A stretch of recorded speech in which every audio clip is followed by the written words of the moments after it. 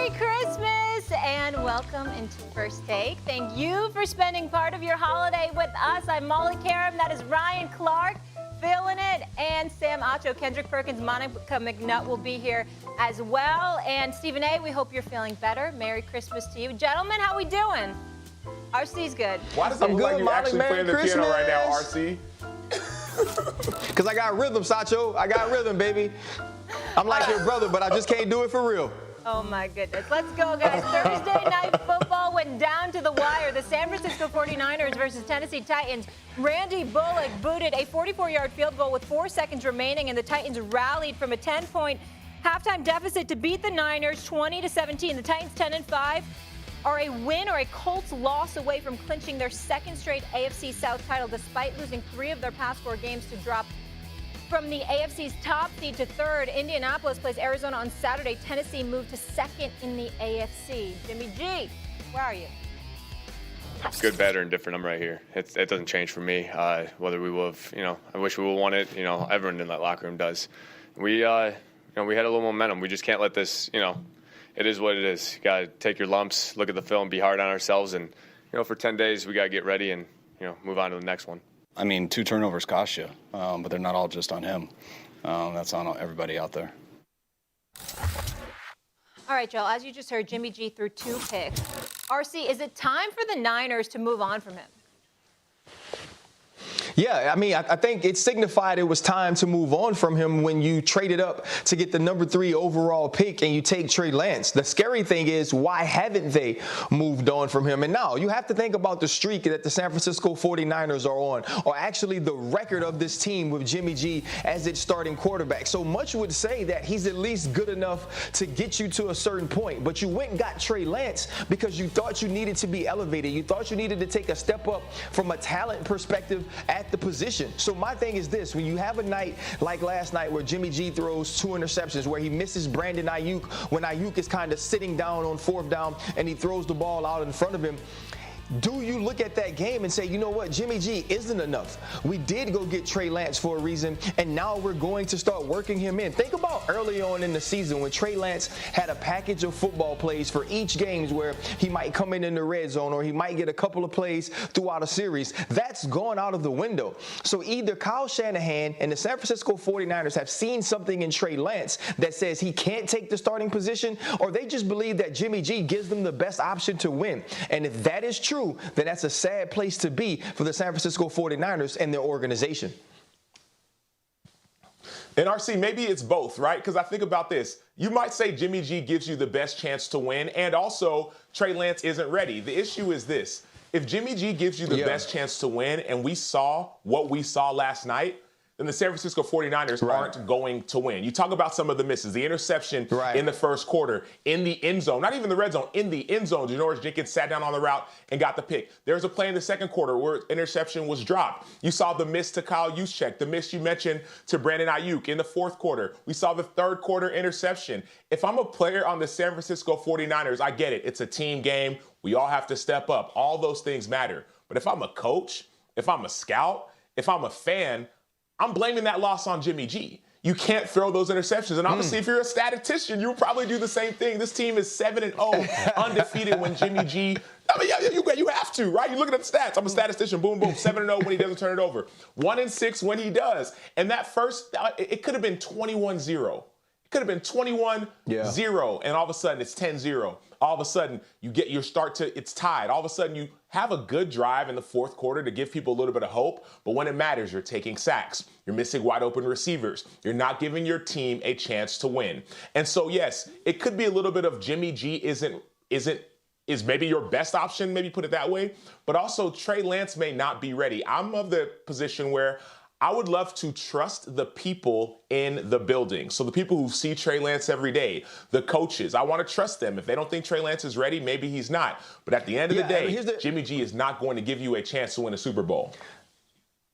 The question you have to start asking, and a question I've been asking myself was, I was looking at Mac Jones's talent coming out of Alabama and saying, you know what, I don't believe that he's worth the number 3 overall pick. But when you look at what Mac Jones has been able to do above the neck, some of the things that he can do pre-snap, and also the anticipation and decision-making, getting the football out of his hands. If Mac Jones was a San Francisco 49er, would Jimmy G still be the starter? And if Mac Jones was a San Francisco 49er, would this team be better than it is with Jimmy G? I think the answer to that is yes, Mac Jones would be the starter. I think the answer to that is also yes, Mac Jones and the San Francisco 49ers would be better. And so the San Francisco 49ers have to think to themselves, maybe I made a mistake. Maybe this is for the long run and Trey Lance will be there. But for this year, when you have a guy like Deebo Samuel playing out of his mind, George Kittle the last few weeks being the best tight end in ball, and finding ways defensively, even with patchwork at the cornerback position, to produce stops, and you can't win games because your quarterback position, which you knew was an issue, is still an issue that has to bother the GM, John Lynch, and especially the head coach, Kyle Shanahan, who, from what I hear, didn't necessarily want the guy he ended up getting. But he's got the guy. So he's got Trey Lance and he's got Jimmy G. We don't think that Jimmy G is the future from what it sounds like. Obviously, Mac Jones ain't going to San Francisco anytime soon. So my thing is this. What do you do next? Like, what's step 2? If San Francisco, yes, the season's still on. Yes, they're still in the playoff hunt. But if San Francisco doesn't get it together, what do you do next? My thing is, I think the next play has to be a guy like Aaron Rodgers, right? Like, what do you do in the offseason? Try and trade for a guy like Aaron Rodgers. Obviously, we're posturing right now. We're having conversations. They're still, say it again? I said, so you think Trey Lance and picks for Aaron Rodgers? I don't know how you'd have to do it. There are picks in the future, 23, 24. I don't know what it would take, right? The Green Bay might say, okay, we need some of your future draft picks. But at the end of the day, San Francisco thinks they have a roster to win. And I think they do too. I think offensively, you talk about Deebo Samuel's a monster, right? Brandon Ayuk is a beast. Yeah. You know, you talk about their defense, Nick Bosa, talk about Eric Armstead, and then even better yet, they have the defensive minds, Fred Warner, right? But they have the defensive minds to help lead this team to a championship. And then to see interception after interception, you have to think, what would be next? I would say back in the Bay Aaron Area. Rodgers. Okay, I'm with it. Guys, let's go to the That's NFC what I would say. now. I mean, I like it. No, I like that. But I want to move forward here with the Rams getting some good news. Cam Akers back, returning from injured reserve 5 months after his Achilles injury, the team's leading rusher. So while the Rams are getting a boost in Akers, the Bucs have a few players on the shelf, including Tom Brady's favorite target, Chris Godwin, who's out the remainder of the season with a torn ACL. Meanwhile, lead back Leonard Fournette has landed on IR, while both Mike Evans and Levante David are listed as week to week. Here's Bucs OC Byron Leftwich. What do we need to get over, Coach? The first thing, you got to get over who you're missing, right? You're thinking, man, we're in a game without Mike, without Chris, BP's down. But, you know, it's just, it happened all in like 48 hours. It happened so quickly. But, I mean, that's the job. The job is to, not just be able to put guys in position when it's Mike Evans and Chris Godwin. My job is to put who's ever out there in position to have success. And that's just how I really see it. Obviously, you would love to have the players that we lost in the huddle because what they bring to the table. But, I mean, it's football. It's football, and that's just the way it goes. Nobody's feeling sorry for us. We just got to go out, get ready, prepare the right way this week so we can have success on Sunday. Acho, you heard him. Get over who you're missing. That's the job. So who's the biggest threat to the Packers in the NFC? It's the team whose offensive coordinator you just heard from. And I don't think the Tampa Bay is even a threat. I think Tampa Bay is still the favorite in the NFC. I mean, no. I don't see or understand or get how Green Bay is all of a sudden usurped or overtaken Tampa Bay. When you think about this, RC, you give me the face, and let's talk about it right now because you've been there before. When you think about this, yes, we have injuries right now, but when it matters, like in the NFC champ, okay, wild card, boom, maybe bye week, divisional game, boom, you get there. NFC championship game. I'm taking Green Bay, I'm taking Tampa Bay. I'm looking at those two rosters, even without Chris Godwin. I know OJ's there. I know Cameron Brate's there. I know Gronk is there. AB is there, right? I understand that Le'Veon Bell is not who he used to be, but he can still catch passes out of the backfield. Ronald Jones, Rojo, is a monster. This team, even without Chris Godwin, is loaded. And that's just the offense. We haven't even talked about how the defense is starting to get it together. The first half, the defense was trash. They were abysmal. They were bad. They were horrible. Yet the second half of the season, they have gotten better and better and better. And we all know how great of a defensive coordinator, coach, and mind Todd Bowles is. So when I'm coming to NFC Championship game, I'm saying, okay, who is the best team at that moment? It's got to be Tampa Bay. And finally, I'll go with this. We saw it last year, bro. We saw it last year. Tom Brady threw 3 interceptions and still found a way to win the game. And so I get it. Aaron Rodgers was MVP last year, MVP candidate this year. But I don't think that Green Bay all of a sudden is ahead of Tampa Bay. Tampa Bay is still the favorite. Now, listen, you're wrong by picking Tampa Bay to even be the biggest threat, but you dead wrong for saying that Tampa Bay is over the Green Bay Packers. When you look at what the Green Bay Packers have done throughout this year, they're 11-2 in games that Aaron Rodgers has started, and one of those losses was the first game of the season, and we were coming off of holdout gate or cheesehead gate or whatever you want to call what Aaron Rodgers was doing throughout the offseason to make him show up the first day of training camp. And so obviously, the Green Bay Packers, to me right now, are the best team in football. They're the best team with the best resume, with the best player in Aaron Rodgers. And so I'm not even going to necessarily have to go into that discussion. But I think the team that is starting to become the biggest threat to the Green Bay Packers is the Los Angeles Rams, right? They have a quarterback who we've seen play when he has his guys and when he doesn't, right? You're now working Odell Beckham Jr. into the fold. Cooper Kupp is an MVP candidate, a guy who's really having an underrated season, even though we can talk about the numbers. He isn't being talked about in the way that we spoke of Calvin Johnson when he was having his record-setting year, but that's what we're seeing. Sean McVay getting back to the run game, being more patient, being more consistent in calling, which is leading to the dial-ups in the play-action game. And now defensively, you understand you have an Aaron Donald, right? You have a guy like Von Miller. You have Jalen Ramsey, who's the ultimate chess piece on the back end, and Raheem Morris starting to understand how he needs to play to protect his corners on the outside and maybe safeties that can't cover one-on-one. And so when I think about this team and the team that can get hot enough offensively right now, the way that they're structured to give Green Bay trouble, it's the Los Angeles Rams.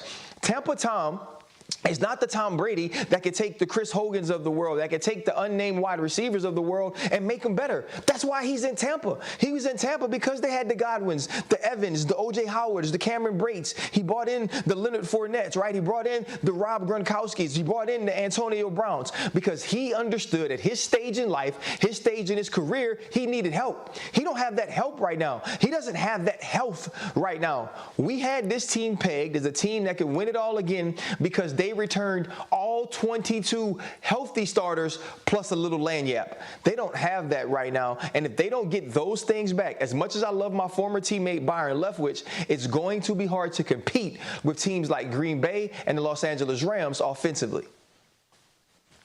And you know, you're right, RC. Tampa Bay didn't return all 22 starters, at least healthy right now. They got 21, right? Like, think about it. Like, Chris Godwin was the only one that's out for the year. Leonard Fournette will be back. We all know that. Mike Evans will be back. And also, it's not the Chris Hogans. It's the Mike Evans. It's the Rob Gronkowskis. It's the Leonard Fournettes. These guys will be back when playoff comes. That's just offense, though. Like, you've been naming all the guys on the offense. You even talked about LA Rams and Cooper Kupp, Jalen Ramsey, all these guys on their offense. And Jalen Ramsey is a weapon on defense. We talked about all their offensive weapons, right? Odell Beckham Jr.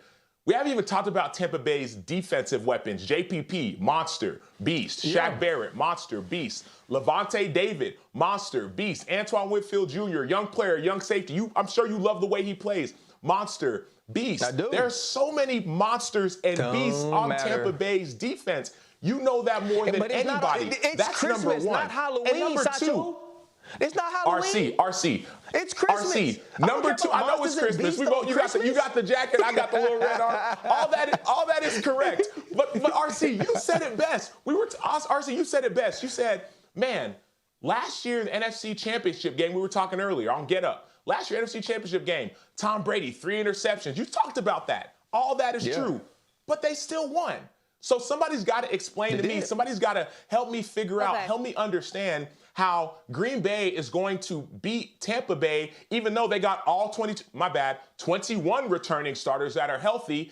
And Aaron Rodgers it was an MVP last year. Okay. It doesn't make any sense to me. And somebody make it make sense. Molly, make it make sense. Molly, make it make sense. No. I need you guys to break it all down for me, but I want to go a step further here. So, Ryan, are the Packers the best team in the NFL? Yes, they are.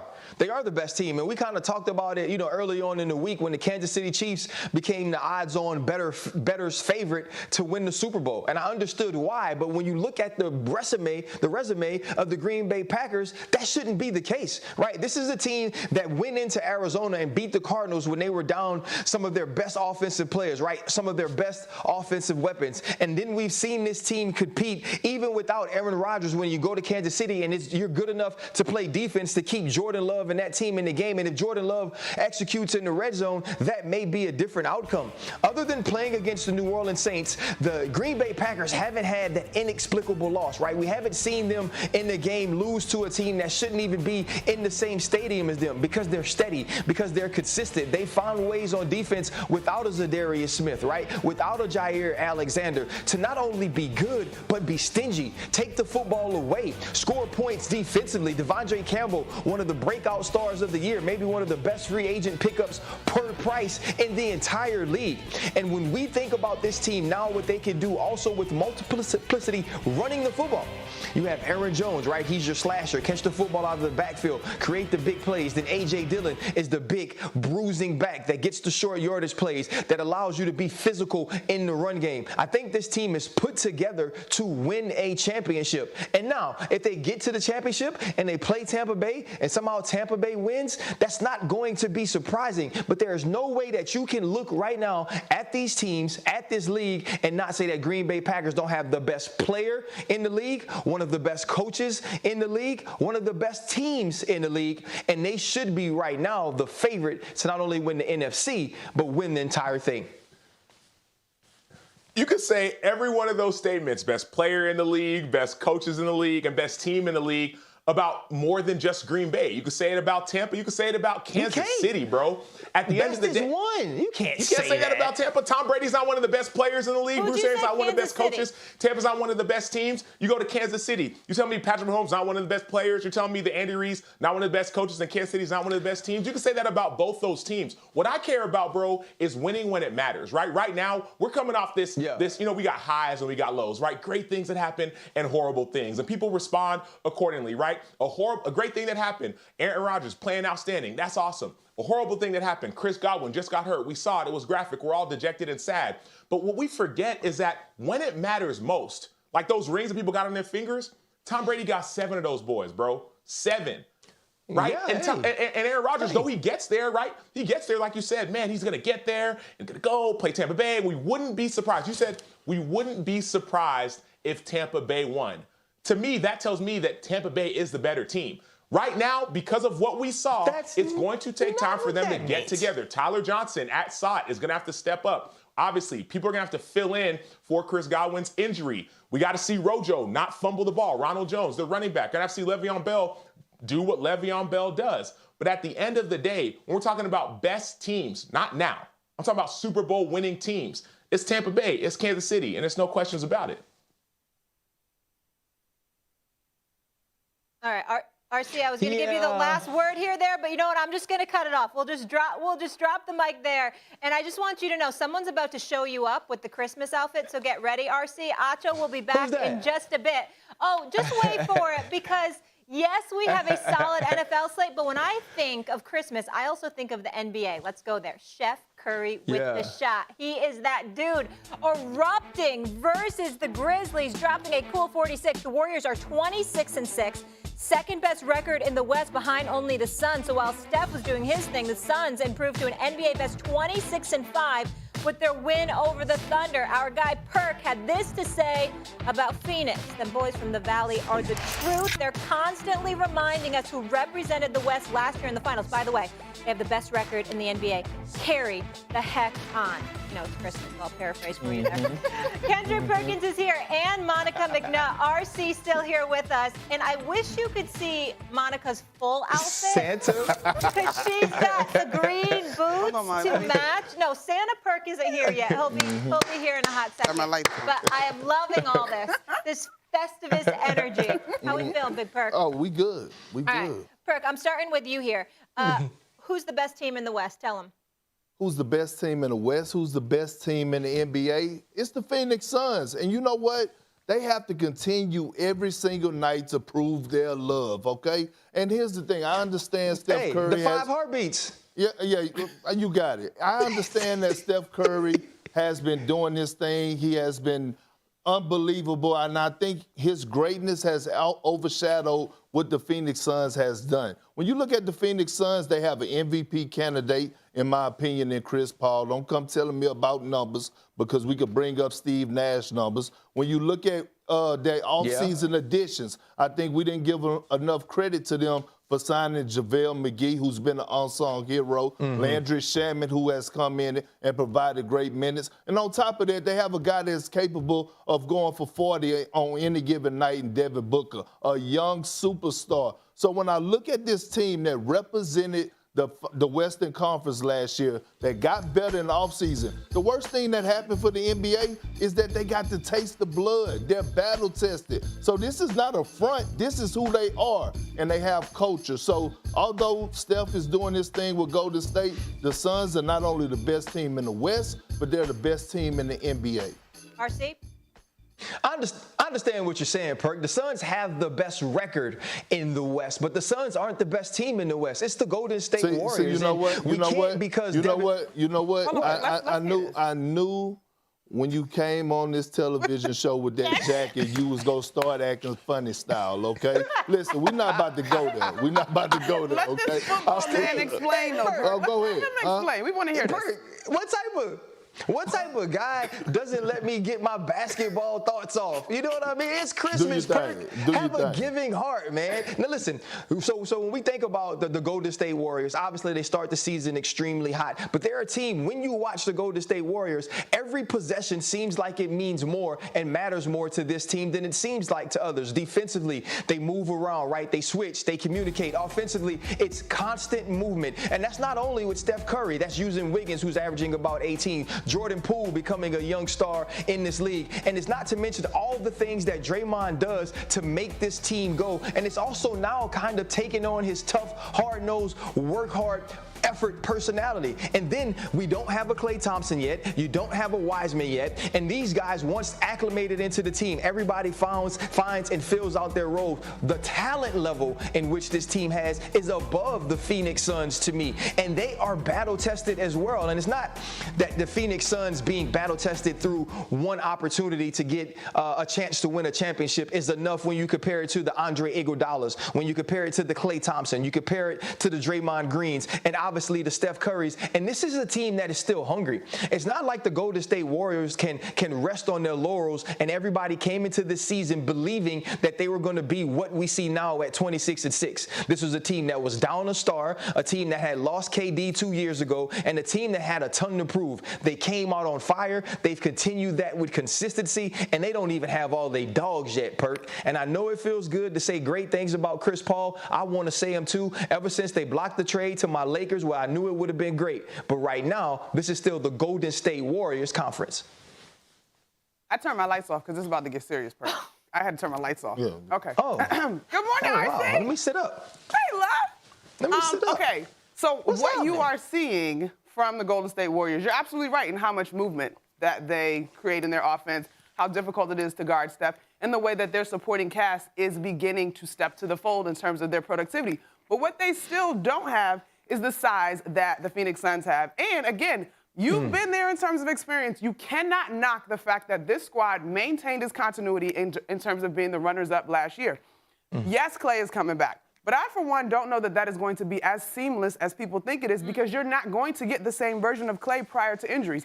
James Wiseman, who you brought up, right. Well, I remember at points last year, he looked a little lost. And I don't know if that was his fault or the system's fault. And so I'm not so sure that that is going to be the addition that you think it might be. Steph Curry and Draymond Green are absolutely the centerpieces of this group. However, in terms of continuity and collective experience, they do not one-up the Phoenix Suns. And when you look at what the Phoenix Suns are able to do on both sides of the ball with tremendous size and length, if ever there was a team that was perfectly poised to defend the Golden State Warriors, I'm looking at the Phoenix Suns. Yo, you know what, basketball people, bro, Basketball people, y'all just like, oh, it's a guy that played football. Listen, y'all don't know about my high school state champions perk. Hey, you don't know about that perk. Hey, Ryan, you know when they get hot in First Street Baptist Church, when you get to speaking the gospel, that's what Monica just gave you. She gave you the gospel. You know when you got to raise the windows up. But listen to what I'm trying to tell you. You can look at Draymond Green, and he could be a front runner for Defensive Player of the Year. Certainly. But guess who else Absolutely. got a front run? Guess who else got a candidate for Defensive Player of the Year?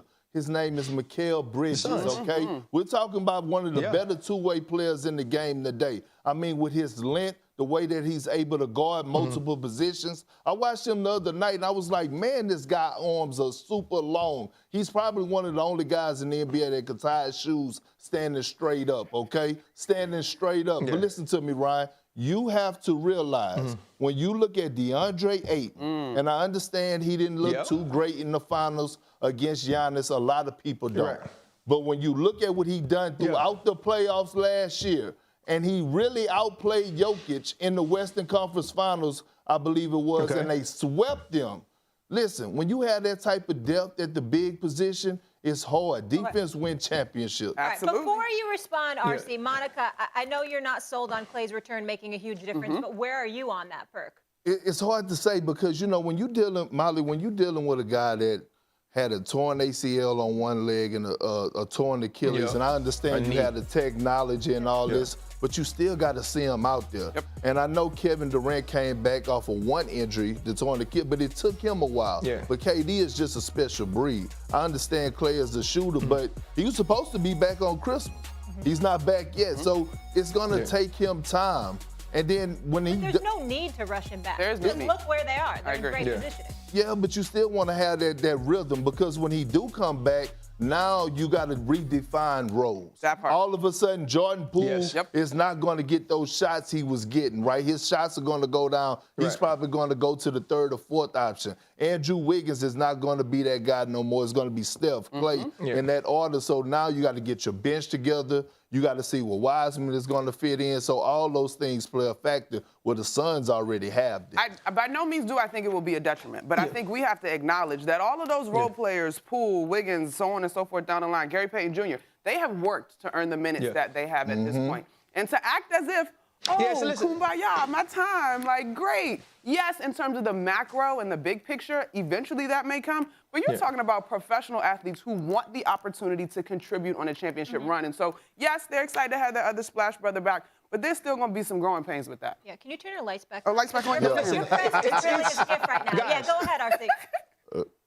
No, like I understand, right? It's growing pains, and I've had this conversation before. It won't be seamless to acclimate Clay back into things because obviously you get a rotation. Jordan Poole understands that when Steph Curry is out of the game, it's his turn to control the basketball. It's his turn to take the ball to the hole. Obviously, Andrew Wiggins has had nights where he's been big from outside. We've also seen him slash. But adding Klay Thompson, that championship pedigree, getting that size back, and James Wiseman, some of the things you talked about that the Phoenix Suns has, all that helps. And when you have a guy like Steve Kerr, who is at the helm, who's understood how to push so many different buttons with different levels of talent on that team, I think they figure out a way that by the time the playoffs are here, they're hitting things, they have continuity, they have chemistry, and they do have the championship pedigree. Because unlike the Phoenix Suns, who have been there, the Golden State Warriors are going to have 4 players who have done that. And that's a whole different level of understanding, experience, and accomplishment. Okay, let's just get this on the record, shall we? So we're picking the West right now, Christmas Eve, and you're putting your money on the Suns. For the West altogether or Christmas Day game? No, for the West altogether, not the Christmas Day game, the West. She's stuttering. I will say this. I do think that we are overlooking the Utah Jazz, but right now, I'm going with the Suns. Okay, I don't know if you feel totally confident about that, but that's what you're rolling with. Look, I'm going with the Phoenix Suns. I'm standing on that. RC, you're with the Dubs, right? I am going with the Golden State Warriors, I thought and you I will was a revisit Lakers this fan. later on in the I summer. thought you was the Lakers fan. My bad. I thought you was a Lakers fan. I'm a Kobe fan. I'm a Kobe fan. Too. Yeah, that's how you I'm a switch it Kobe up. fan. That's how you switch it up. Hey, you know what? Where'd you grow up? In Louisiana, baby. He in Louisiana, baby. Hey, You know what I'm saying, baby? And you know the only thing, RC can't turn his lights off. Let's leave it there. I can't turn them on Nobody mentioned the Lakers when I asked that question. We're having fun. It's Christmas Eve. More hoops still to come. Talking Lakers after another L last night. Plus, what is the best Staples Center moment? 16 and 17, losing to the Spurs yesterday, 6 in the West. LeBron James. Talk. We have no chemistry with any lineup from the simple fact that we literally haven't logged enough minutes. All our defensive guys are in safe and healthy protocol. I mean, we don't need a full roster. We just need a lot of our guys back. Looking at you, sir. Is it time to break up the big three in L.A.? Yes, it is, Molly. Will it happen? Probably not. Anthony Davis is not going anywhere. He has a no-trade clause. We know LeBron James is not going anywhere. The person that they probably could move or should move is Russell Westbrook. I don't know if it's going to happen because of his contract. But here's the thing about the Lakers, right? They're full of excuses, Well, 1 minute is Frank Vogel. Frank Vogel been out. Fizdale been coaching. Now they're still losing. And here's the thing. LeBron, you my dog. I've been knowing you since the 7th grade. But that interview, that ain't it. That ain't it. For the simple fact that the whole league has been battling this whole situation for us, COVID protocols, injuries, or whatever the case may be. When I watch an Atlanta Hawk team off a back-to-back, fresh off a loss against the Magic, go into Philly without their superstar and get a big-time win, I said, you know what? Anybody could do it. So when you get beat by 28 by the Spurs, that's a problem. That don't have nothing to do with chemistry. Now, what LeBron James should have said was, hey, man, we got to do a better job of getting back after a made basket because teams are scoring on us.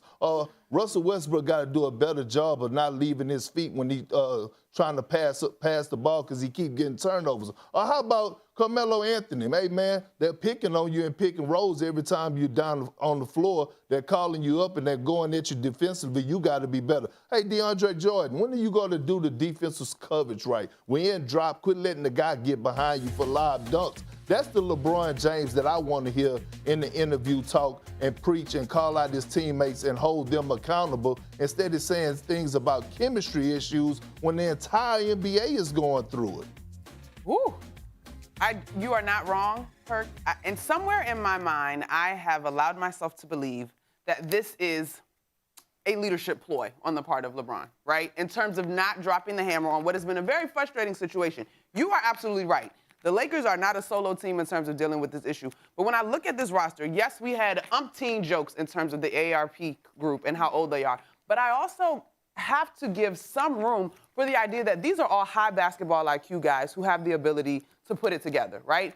So I'm waiting to see, can they get healthy? Do I have them coming out of the West even healthy? No. But I do think there is room, there's a little bit of room for what LeBron has said in terms of the continuity that's missing. Because remember, they got healthy late in the season last year, going into the playoffs, and then we know how that ended, right? And so there is something to be said for the chance to get right, just a little bit. But Monica, you can't go from 2 nights ago, Molly, of getting beat by the Phoenix Suns by 20, walk into last night against the Spurs and get beat by 28. Well, is this part of the veteran thing, though? Because you know veterans love to turn it on after Christmas. We haven't seen at no point. And so I agree. Let me ask y'all a question. At any point of this season, have y'all watched the Lakers and said, oh, they do have an on switch? No, you're right. No, I'm waiting for it. So we know LeBron has an on switch, so that's why people are believing it because they're thinking he's about been LeBron. on, Molly. Yeah. You seen his last 9 games, but the Lakers hasn't.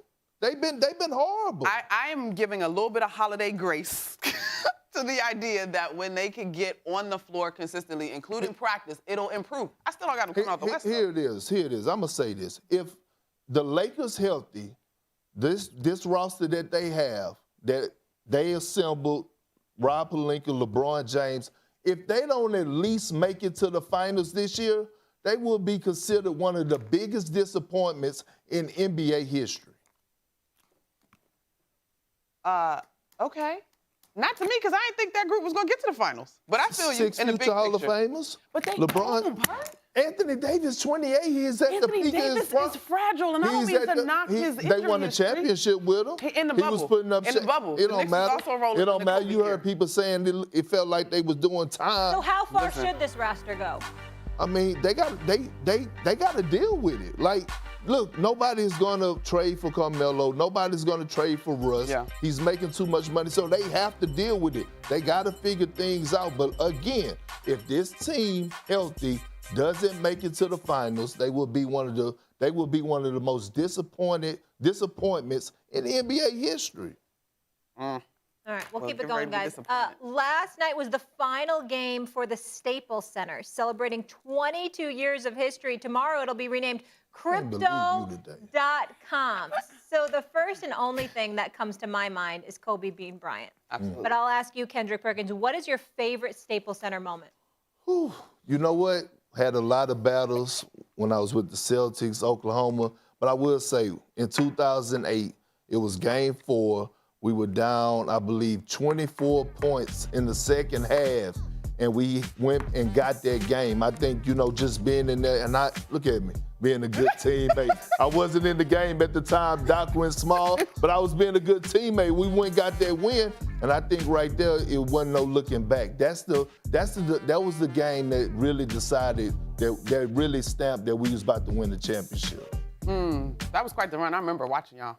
Yeah. That was quite the squad. I know you was over there like, yeah. Look at these Celtics. My best friend was a Lakers fan, and I was rooting for y'all. But anyway, okay, so you mentioned Kobe, Molly. I obviously got to go to Kobe shutting it down, closing the curtain, his final game at the Staples Center. That was the same time that we were supposed to be locked in on the Warriors having this historic regular season record and finishing.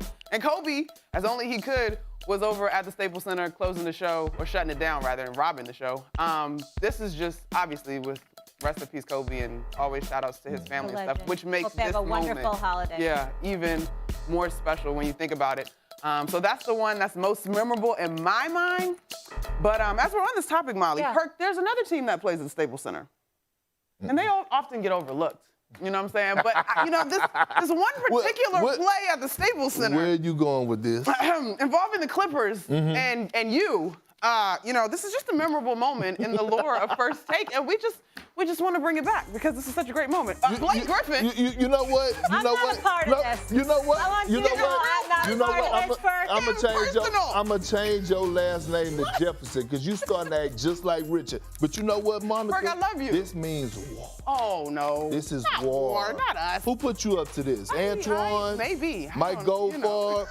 This means war. It happens. It happens. It happens, And Perk. you know That's what? right. Own it. It really wasn't even a dunk like that anyway. You know what I mean? It was, look, fingertips a little. That wasn't a dunk. Okay. It was a highlight, though. You Thanks, was on the wrong side of the Thanks, Serge and Russ, for messing up the defensive coverage.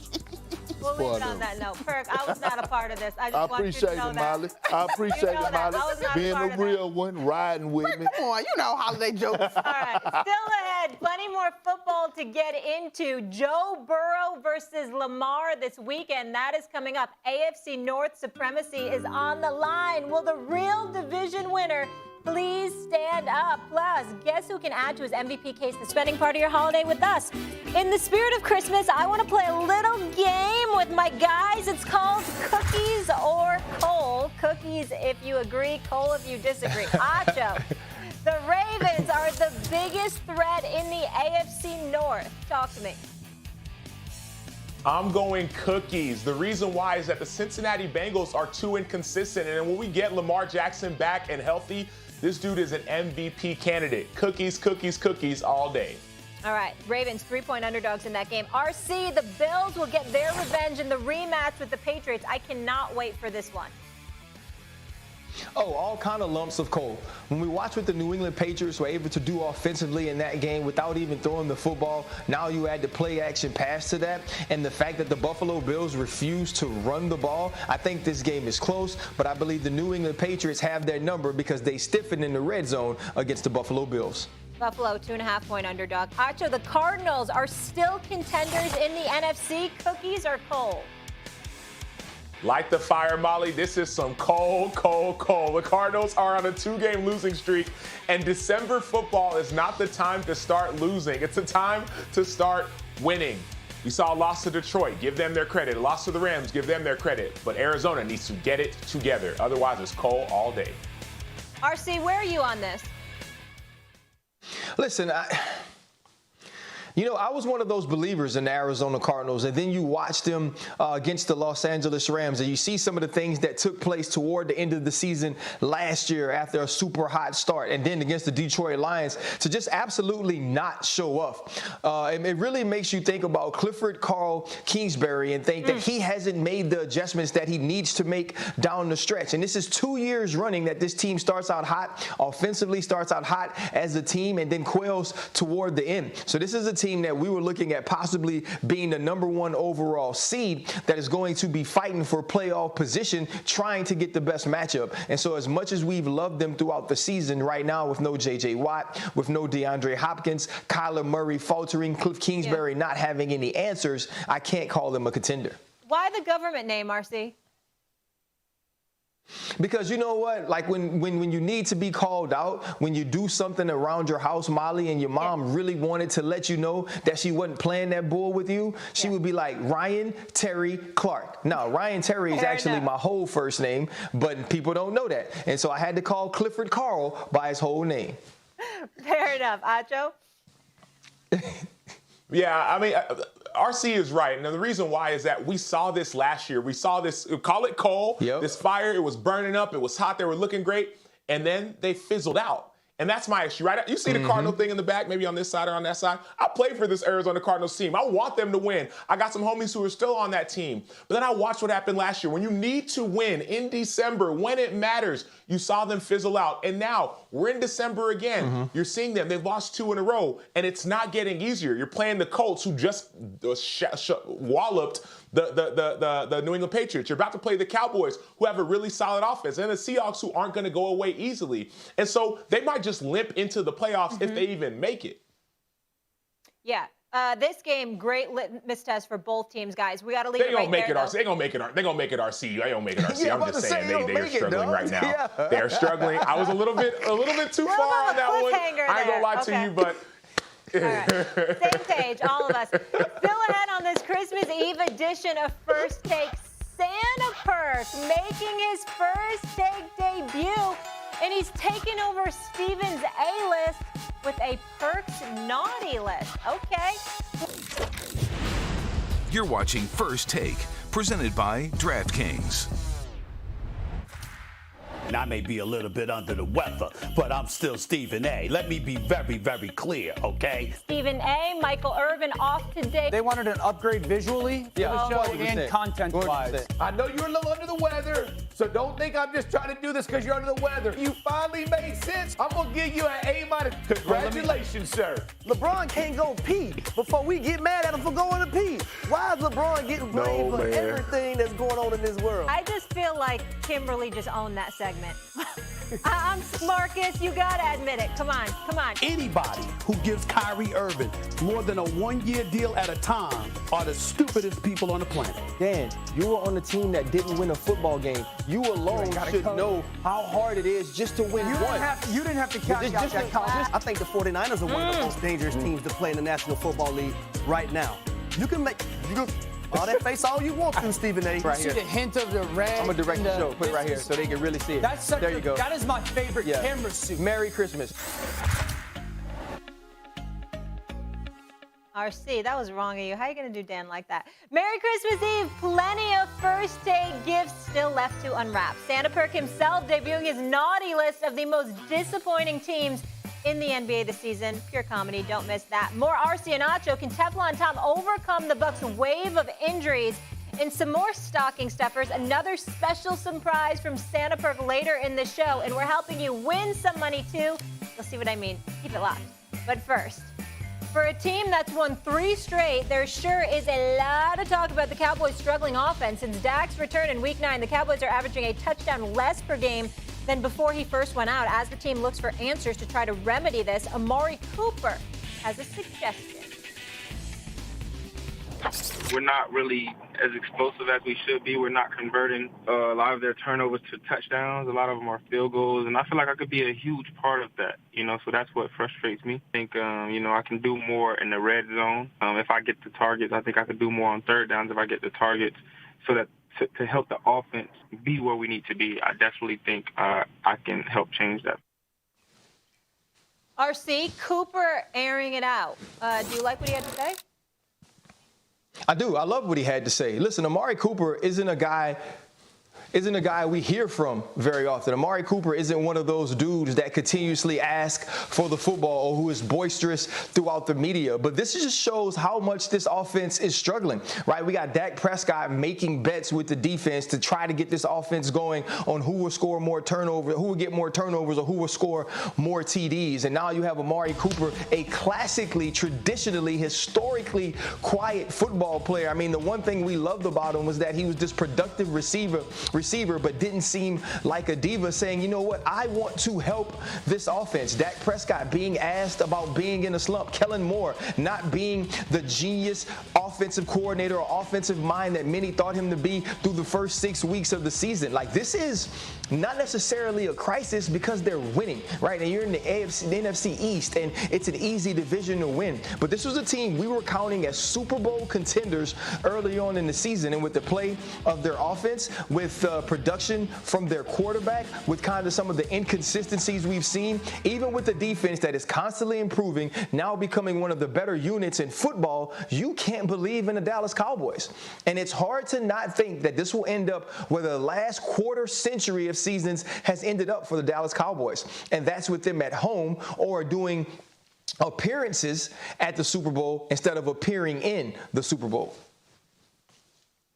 Yeah, it's funny. People talk about actions speak louder than words, and I think that's true. Actions do speak louder than words, but sometimes you got to start speaking up and using your voice, and I love that Amari Cooper did that. He was very specific. He said, man, I want to be used in third down. I want to be used in the red zone. We could be more explosive. I could be a huge part of that. He sees it. He knows it. The fans see it. The fans know it. I'm glad he's speaking up and saying it. Remember, a few weeks ago, 5-6 weeks ago, everyone was clamoring and saying, man, the Cowboys got to run the ball more. Got to get back to that 6-game stretch. They were averaging almost 200 yards rushing. They got to run it. They got to run it. And all of a sudden, the Cowboys started running it more. And all of a sudden, they're not explosive. Cooper's not getting his touches. We're seeing that. We're seeing CD not getting as many touches, right? And I get it. People have been injured, and now they're getting back healthy. I understand that. But in order for the Cowboys to be a team that can win in the playoffs, two things need to happen. Number one, they need to block out the noise. That's not only from the media, but I think it's also from the general manager, a.k.a. the team owner, who's talking about receivers aren't running right routes and we got to run it more. Block out the noise and allow Kellen Moore to be Kellen Moore.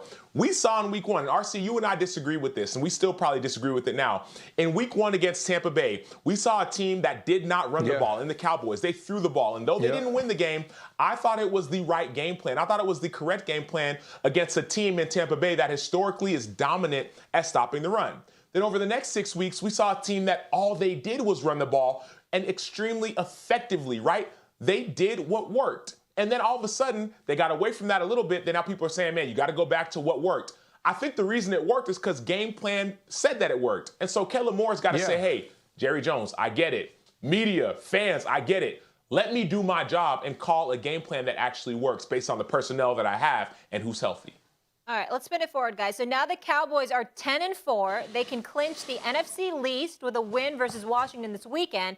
And then another 10-4 team is the Chiefs, who's going to take on the Steelers. Acho, who's more likely to be upset? Is it the Chiefs or the Cowboys? It's the Cowboys. It's the Cowboys. And the reason why I think it's the Cowboys is, number one, division games, you never know how they're going to go down. And I get it. Dak Prescott has a great record against the division. But let's not forget, 2 weeks ago in that game, Washington football team and the Cowboys, you saw the head coach, Mike McCarthy, talking about we're going to win it, I guarantee. Ron Rivera did not forget that. His team didn't forget that. The players on that team did not forget that comment. So they're going to come in with a vengeance. That's number one. Number two, though the Cowboys defense is dominant, which we all understand, Michael Parsons, I think he should win MVP. Like, that's how good he's playing. Randy Gregory is back. DeMarcus Lawrence is dominant. I get all that. But what I see on offense, bro, I see Ezekiel Elliott limping. I see Dak Prescott, though saying he's healthy, not looking good. And mind you, we can't even trust, like, I get it. Everyone's saying he's healthy. They said that in the preseason he wasn't healthy, right? We cannot trust that the Dallas Cowboys are telling us the truth when they say that Dak Prescott is healthy. He does not look healthy. We can look at the statistics from his first 6 games before the injury, the calf injury, and the last 6 games since the injury. And the touchdowns have been cut in half. Interceptions are increased. And so the issue is health. So with that being the case, if the defense can carry the team, sure, the Cowboys can win it. But at the end of the day, the Washington football team in this division game know their assignment. They're going to come in. They're going to play good defense. Going to try not to turn the ball over. Hopefully Heineke's healthy, and they could find a way to pull it off. It's the Chiefs. It's the Chiefs. Now, let me say this. Let me say this, Molly, before everybody jumps on me. I think the Kansas City Chiefs. Homer. Yup. Go ahead. Go ahead. I know now you're on the Steelers bandwagon. No. Listen, Molly, you can't. It's not a bandwagon when you wore the colors. You don't have to be the bandwagon, right? You get to drive it. But here's what I'm gonna say. The Kansas City Chiefs are a better team than the Dallas Cowboys. The Kansas City Chiefs as a whole are a better team than the Pittsburgh Steelers. If the Kansas City Chiefs have to play without Travis Kelce and Tyreek Hill, the Kansas City Chiefs ain't the Kansas City Chiefs. When you think of the number of targets that these two individuals get, when you think of the number of the type of success that they have, right? Of the type of production that they have, and then you look at everybody else, whether it's Mecole Hardman or if it's Pringle or whoever else there is to name, which you can't name because he's always throwing the ball to these two people, it tells you how important they are to the offense. When you look at the comeback against the Los Angeles Chargers, it was Tyreek Hill early on in the game, and then Travis Kelce finished late. There were no other people that he was looking for, and that's Patrick Mahomes. They do not run the football, which is the way to beat the Pittsburgh Steelers defensively. And if the Pittsburgh Steelers can keep this game close, if the Pittsburgh Steelers can make this game grimy in single possession games, right? Ben Roethlisberger, Mike Tomlin, they are 26 games above 500. They like it chaotic. They like it nasty. They like it grungy. They like it dirty. What we can see, this stays close, but Roethlisberger makes some plays, is Mike Tomlin blowing kisses at the camera once again because he know he stole a game from a team he wasn't supposed to win one against. Okay, so it's Steelers by default. So are the Steelers going to make the playoffs and do anything in the playoffs, RC? No, they're not going to do nothing in the playoffs, Molly. No. Okay. I'm not going to come on here and tell you lies. I'm not going to tell you lies. But are they going to make the playoffs? Thing and you're trying to set me up. Are they making the playoffs? Yes, they can make the playoffs. Okay. Yes, listen, if they're going to win this week if Tyreek and Travis don't play. And then you got the Browns and the Ravens, who are two teams that, as sorry as the Steelers are, they already beat. Hacho? Y'all gonna be I noticed mad, one quick thing. I just got to say, anytime RC's voice starts to go high, you know he ain't believing what he's saying. And then every time his voice starts to go like 2 octaves higher, you know you can't believe it. So I got to say nothing. Just listen to the tone. Listen to RC's tone. The octaves, once they go high, you know he ain't believing what he's saying. That is not true, guys. That is my excitement voice because I'm excited. Because that is not your excitement voice. Your excitement voice is when you have like your little dance. That's your excitement dance. Molly, and that's another lie. He's trying so hard. He's saying that is not true. That is my excitement because I know that the Steelers are going to win and I know they're going to make the playoffs. Come on, RC. I've been knowing you too long. We've been doing this too long, RC.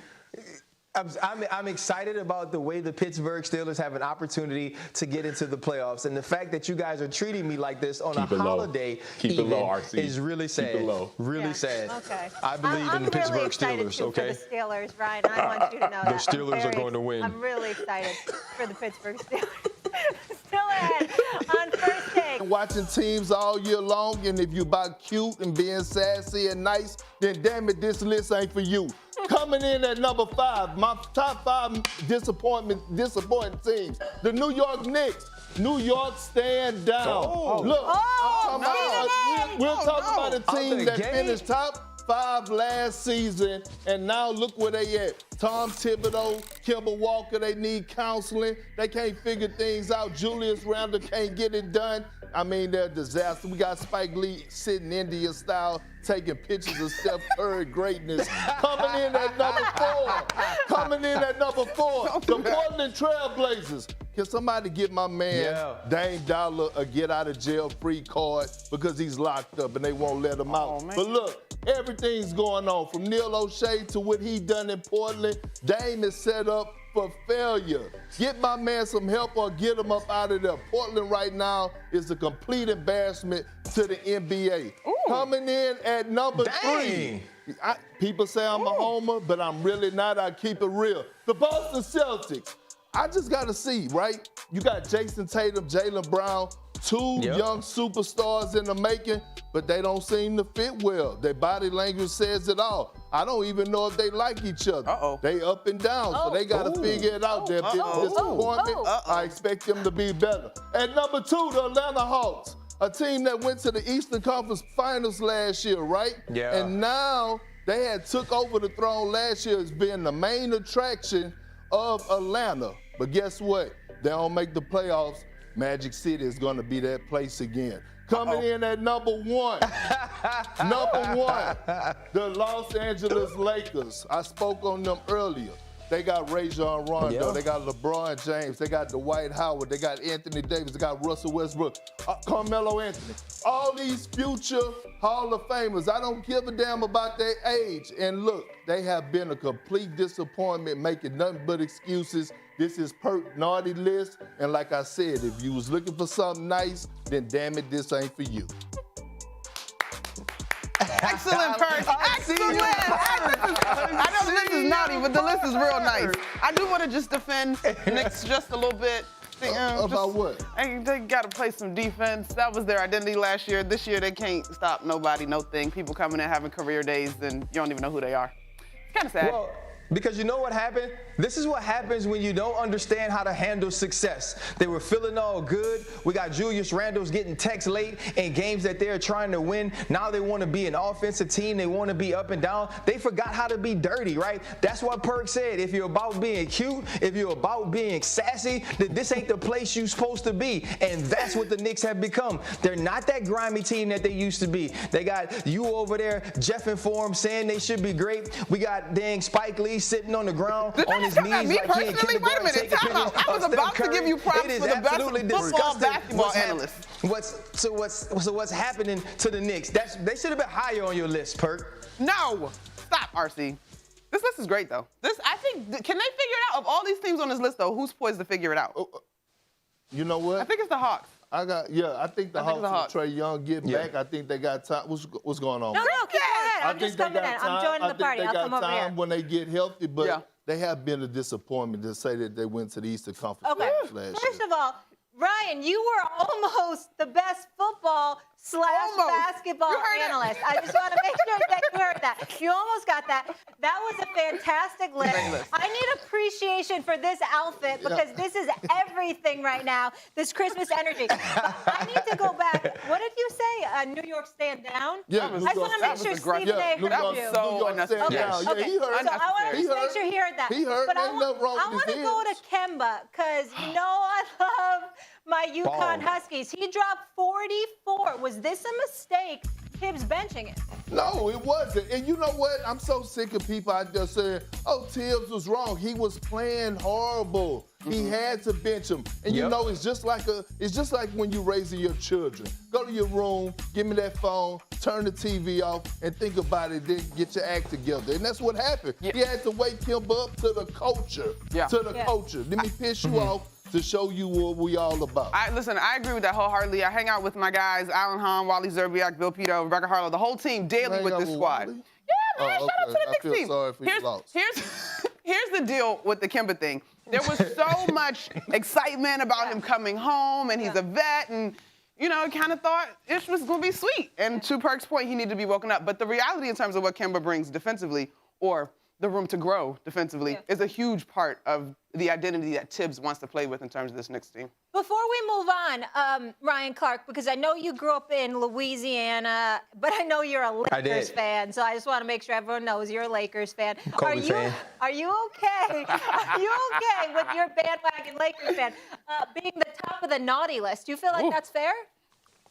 No, absolutely. I mean, when you think about LeBron James, we're talking about one of the top 2 or 3 basketball players that have ever lived, right? Definitely the greatest player of his era. And he's had a lot to do with assembling this team. LeBron James carries that type of cachet. And when you have a Russell Westbrook, when you have a Carmelo Anthony, when you bring in a Dwight Howard, obviously having an Anthony Davis that should be in his prime, the expectations are high. You have Frank Vogel, who has coached a team to an NBA championship, whether it's in the bubble or not. And so when you make all these moves, and like I said again, you have LeBron James, the expectations will be through the roof. And right now, what we're understanding is the ceiling is the roof. And that's whether it's the Staples Center or if it's the cryptocurrency center. This team is not playing well, and they deserve to be admonished by Kendrick Perkins. Okay, the ceiling is the roof. A lot's happening right now. Your jacket's a lot. Let's all just take a time out and regroup like Kirk tells his kids, and we're telling the Lakers.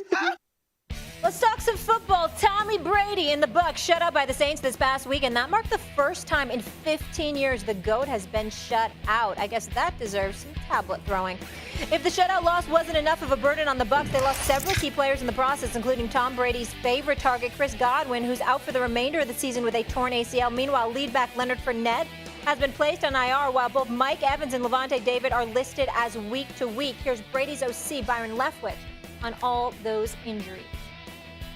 The first thing, you got to get over who you're missing, right? You're thinking, man, we're in a game without Mike, without Chris, BP's down. But, and it's just, it happened all in like 48 hours. It happened so quickly. But, I mean, that's the job. The job is to, not just be able to put guys in position when it's Mike Evans and Chris Godwin. My job is to put who's ever out there in position to have success. And that's just how I really see it. Obviously, you would love to have the players that we lost in the huddle because what they bring to the table. But, I mean, it's football. It's football, and that's just the way it goes. Nobody's feeling sorry for us. We just got to go out, get ready, prepare the right way this week so we can have success on Sunday. All right, RC, nobody feeling sorry for themselves. I'm with it. You know what I want for Christmas, Ryan Clark? I want to see Bill Belichick versus Tom Brady in the Super Bowl. That's what Molly wants to see. That is my Christmas wish. So here's what I need to know. Can Brady overcome these injuries and run it back? So, here's the things you learn as you get older. You never speak in absolutes, right? You never talk in always and never.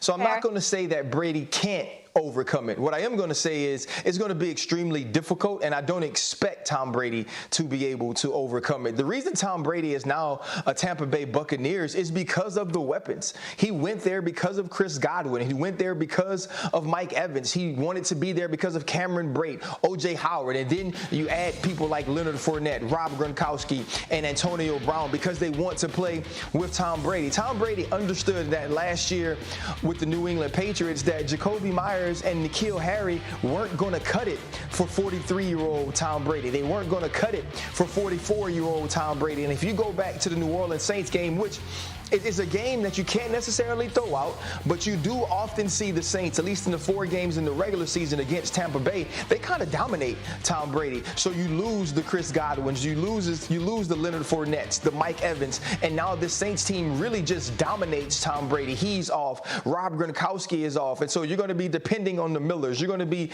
depending on the Perrimans. You're going to be dependent on some of these guys who've never come up huge in these type of situations. And Tom Brady isn't the old Tom Brady. Tom Brady isn't the guy that could take 4 no-names, right, and make them into household names, make them into Super Bowl champions. And so when you think about having to play the Los Angeles Rams, who can score, having to play the Green Bay Packers, who can score, having to play the Dallas Cowboys, who should be able to score, but don't really score that much, at least not against good teams, but you get my point. They have to be able to produce points, and I don't know that Tom Brady can do that if he doesn't have his skill players available. RC, my only issue with what you're saying is everything that you're saying. All those skill players are available. They're going to be available come playoff time. Chris Godwin is on injured reserve. He's not coming back. Right. Chris Godwin's not coming back. We know that. But Mike Evans is coming back. Antonio Brown is coming back. Evans dated week to week, but he's coming back when playoff times come. Antonio Brown coming back when playoff times come. Scotty Miller, you said he doesn't make big plays. Last year had a big play against Green Bay. when he had his opportunity. And when he was in the game, he didn't make big plays before Antonio Brown got there. All these guys that you mentioned, Leonard Fournette on IR, coming back. They're only out for 3 weeks. They come back when playoffs come. And so, Tom Brady, you're right. Maybe you can't win with the Chris Hogans of the world and all those things. Maybe that's why he came to Tampa Bay. Maybe all that is accurate. All that is still available. Every single one of those pieces is available, minus Chris Godwin. And so, yes, you're right. Tyler Johnson will have to step up. Last year, he averaged 14 yards per reception. He was a rookie last year, second-year player. He's going to have to step up into that role. Rob Gronkowski will have to step up. He was two catches for 29 yards against New Orleans. But the thing is, Tampa Bay is not going against New Orleans every single week.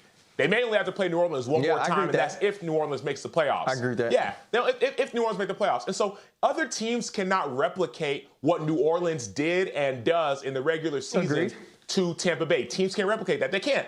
And so I think two things are going to happen. Number one, Tom Brady and Gronk, because Gronk struggled last game, they're going to come back with a vengeance. You're going to see that this week, Carolina. But then even bigger, when I listened to Byron Leftwich, I heard a little bit of the Tom Brady-isms, right? He talked about working harder at practice, talking about getting it corrected. And sure, I'm sure how that's Byron Leftwich is. But Tom Brady has this kind of effect on his team where even where younger players have to step up, the Scotty Millers, the Tyler Johnson, guys like that will step up around Tom Brady. Yeah, I hear what you're saying, but it didn't look the same when we lost these guys during the game. We have to remember that Tom Brady wasn't the reason this team won a Super Bowl, even with all of those skilled players throughout the playoffs last year. It was the defense, and I just don't see Tom, if these guys don't come back healthy, if these guys don't get back to 100% producing as they were, I don't see Tom being able to overcome the lack of skill that he left New England for.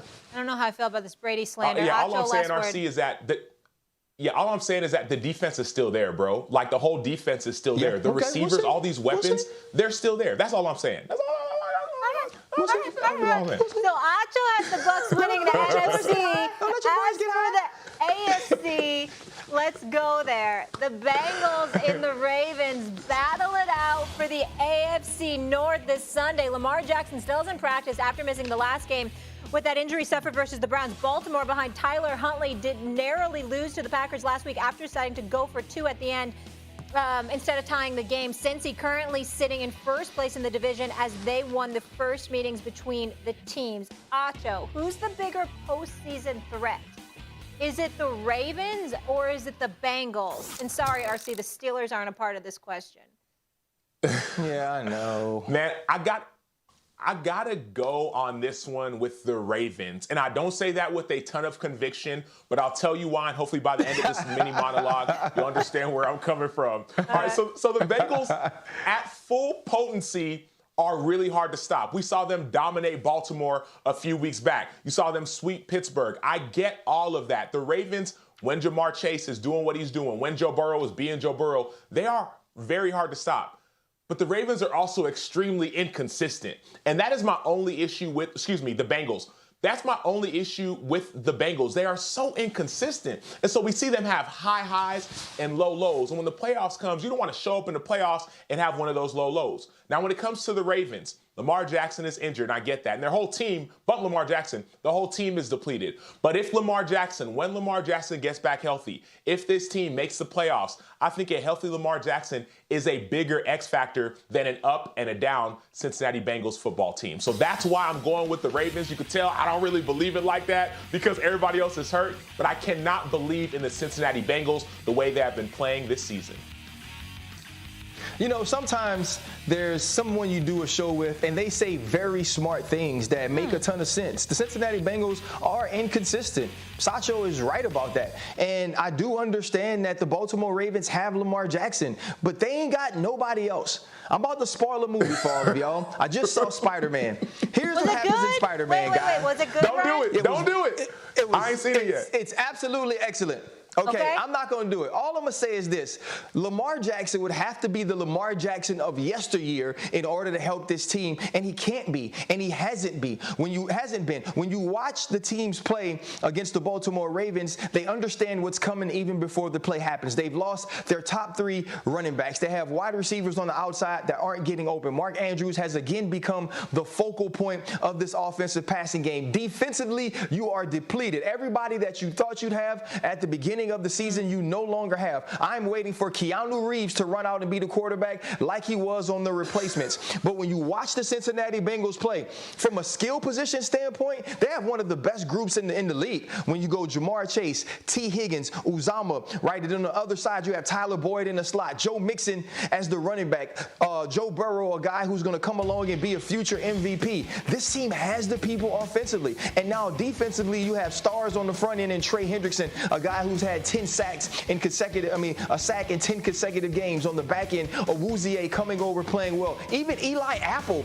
is playing good. 2 very good safeties. This team is put in position from a roster standpoint to compete. It's about Zach Taylor getting the consistent play out of them. I agree with you, Acho. There has been the highs and there has been the lows. But when we're talking about these 2 teams, one team has players. Other team ain't got no players. Okay. John Harbaugh has done a coach of the year job to get this team competing, but they ain't got nobody, y'all. Hold on. They can't do nothing in the playoffs. Okay, I got a couple things to say to you. RC, I know you have a podcast with DC on MMA. First of all, you need a movie podcast. Yeah. And everyone can just throw the shade at me now. I can already see it coming, but I'm more of a Wonder Woman fan, okay, than I am Spider-Man. So you can all roll your eyes. Wonder Woman. And all. No, people hate on Wonder Woman. And I've got one more thing for you. No, Wonder Woman is dope. Okay, thanks, guys. 1984 was. Okay, RC. 1984 was trash. But did you just go Joe Burrow? Joe Burrow from LSU? I was just wondering. Yes, Joe Burrow from LSU, the greatest college quarterback of all time. Okay. I just want to make sure you're staying consistent with the homerisms there. Okay, perfect. Oh, on top of Vince Young, 2005? Absolutely. I'm never going to change that. Even though Joe Burrow's passing touchdown record just got broken by Bailey Zappi, he got the record. The records have fallen, bro. The records have fallen, RC, and they will continue to fall in and around LSU, baby. Did that guy win the Heisman and get thousands of dollars donated to the food bank? Absolutely not. Joe Burrow is the GOAT. How are you going to go food bank? Like, what am I supposed to do when you go food bank? I was going to say, Acho, don't let the facts get in the way of a good story. But then he had to throw that at me, okay? He went food bank on me, so. Time of the year. There it is! Ho, ho, ho. James, look out! You have to savor these a little bit. These are special. Get ready for a really, really good football team on the road. Taylor, big run to the house! This is the NFL. It's not easy. Kyler Murray, you are ridiculous! Oh, oh, oh.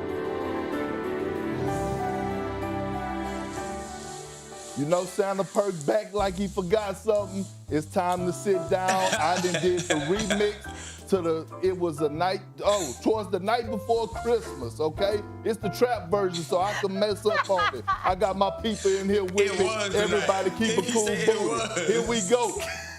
'Twas the night before Christmas, and I'm Santa Perk, kicking the truth and putting in this work.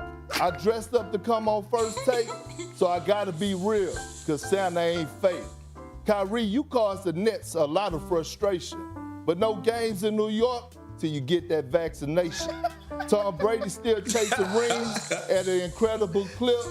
Does he like salsa or queso with them NFL chips? Hey! LeBron, if AD can't play, we know life is hard. Your Lakers teammate have an AARP card.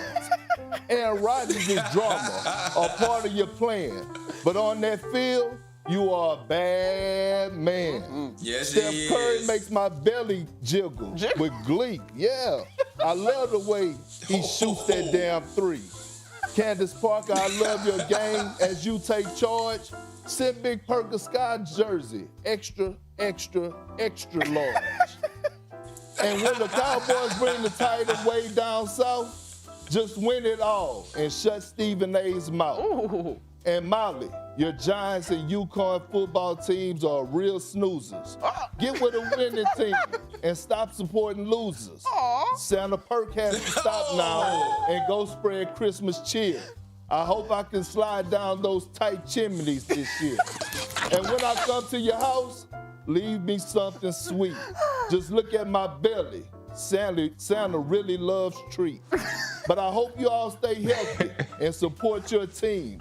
And never give up on those championship dreams. So get ready for me on your rooftop as I light up the night, saying Merry Christmas to all and all a good night. Yeah.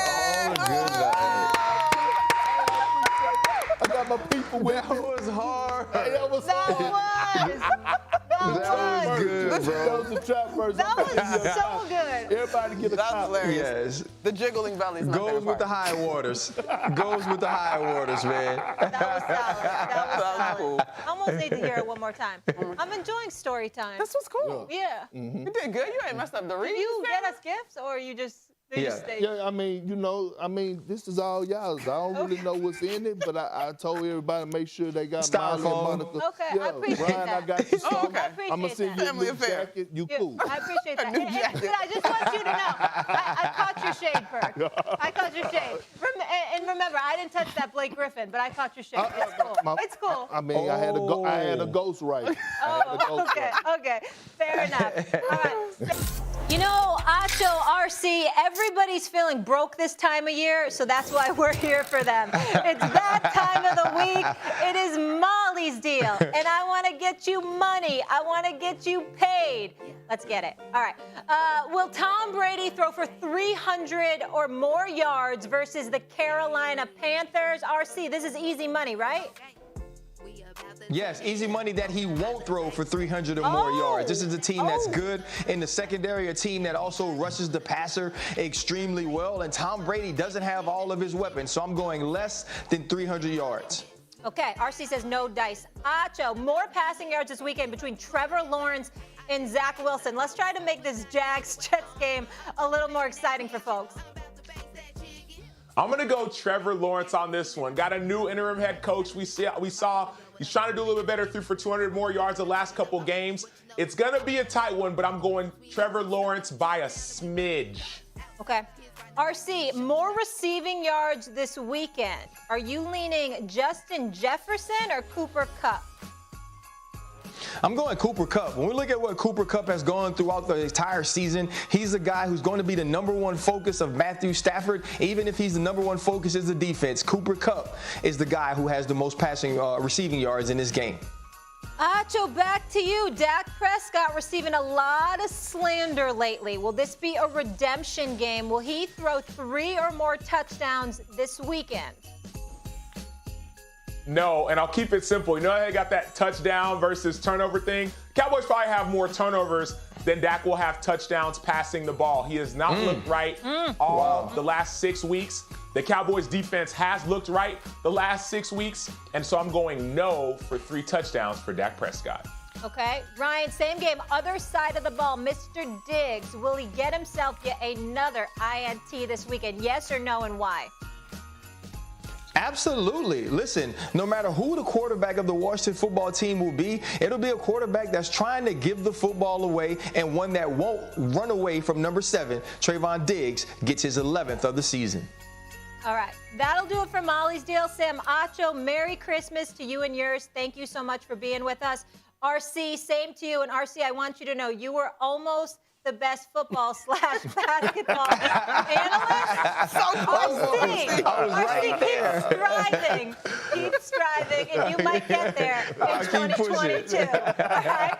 Because we know, Lord knows, he does enough television. All right, guys, Merry Christmas. It's one of the best times Merry of the Christmas, year, Mel. right? The NBA Merry Christmas slate, Merry Christmas, guys, is stacked. So let's pick these games, all right? Monica, you're up first. Okay. Hawks versus Knicks. Who you got and why? All right, I'm going to go actually with the Knicks defending home court on this one. I think they came off of a very disappointing loss to the Washington Wizards last night. I think they huddle up as a group. Tibbs has some things to say, leaders have some things to say, and I think they protect home court and take advantage of the fact that the Hawks have so many folks in protocol. Yeah, I'm going with the Knicks as well, just because I feel like they want their revenge. The Hawks did knock them out of the playoffs. Trey did take a bow. Yeah. And, I mean, Trey's probably not going to play, so I think nobody's going to stop Kimba. I think he's on the roll right now. I got the Knicks winning. Yeah, you did just tell New York to stand down. But yeah, I Yeah, get it. stand It's down. by default. I know what it is. Celtics, Bucks. I'll start with you, your former team you want to chip with. Against Giannis. I'm going with the Bucs. I mean, I think Giannis will be back, and even if they didn't have Giannis, I'm still going with the Bucs. The Celtics beat them last week, but Drew Holiday, Chris Middleton playing well, and shout out to DeMarcus Cousins. I think he had 21 points, 8 rebounds last night. Big fella, you know, showing us who he used to be. I also am going with the Bucs, Perk, and you mentioned the main names, the headline guys, but I think that secondary unit is playing really great. Pat Connaughton, Jordan Warren's had some really productive minutes off the bench. I think Grayson Allen in addition to that squad. So this is a complete squad that, unlike the folks that ended up on your naughty list, Perk, they have not been playing since they've got the opportunity to get healthy. Oh, I didn't think you remembered. I did remember. Your list was great, Perk. We always have receipts, don't you worry. The cameras are always rolling. Okay, Warriors Suns, the Western Conference Finals potential preview. This is the third game of the season. Yeah. Suns won the first one. Golden State won the second one. I'm going Suns at home. They're going to win.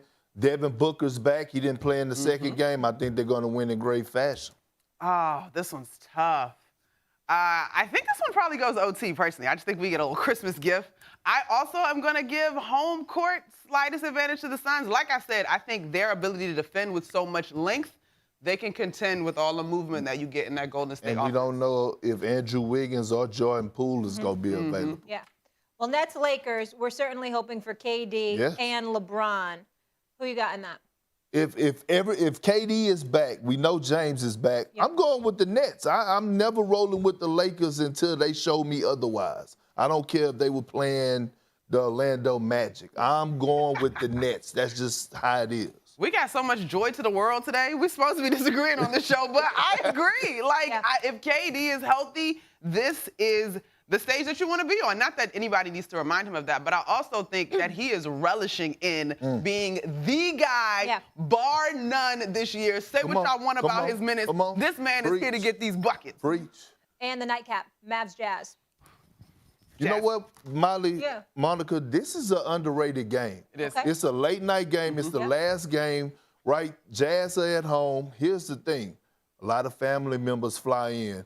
When you're the visiting team, it's just you guys in the hotel getting your rest. So, you know, when you look at this Dallas Maverick team, some people may say, oh, Luka's out, Porzingis out, and they take them for granted. Then all of a sudden, Bronson, Tim Hardaway Jr., Powell, they come out and light you up, and all of a sudden you got your game in the fourth quarter. But I still go with the Jazz. It's so hard to play out there. I just think that the Jazz have one of the more underrated home court advantages. The Jazz, to me, have just been forgotten in general. I agree with you. It is a sneaky game. Of course, those headliners potentially missing causes some distraction. But that second unit, when they start running, the Mavs, when they start running and hitting threes in transition, they get up and down the floor, that's a team that can score in bunches.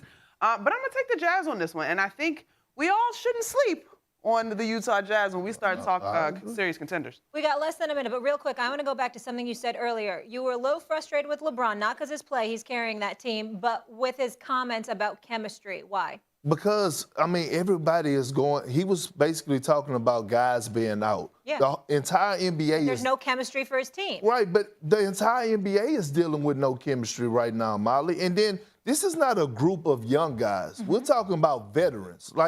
You know, when you're dealing with veterans, it shouldn't be that hard to come together and at least win games. I'm not saying that they should be at the top of the Western Conference, but they definitely shouldn't be where they at right now. See, but I counter that. Because they are veterans, I think they need more time to gel and have the continuity because individually they're so set in their ways. These young guys, when they're calling guys up from the G League, they just get out there playing hard and defending. That's not their strength as veterans. I was on a team full of veterans, and we got it done from the And you ain't had no COVID, Perk. Don't act like that. Don't act like that. All right. Kendrick Perkins, so great to have you in studio.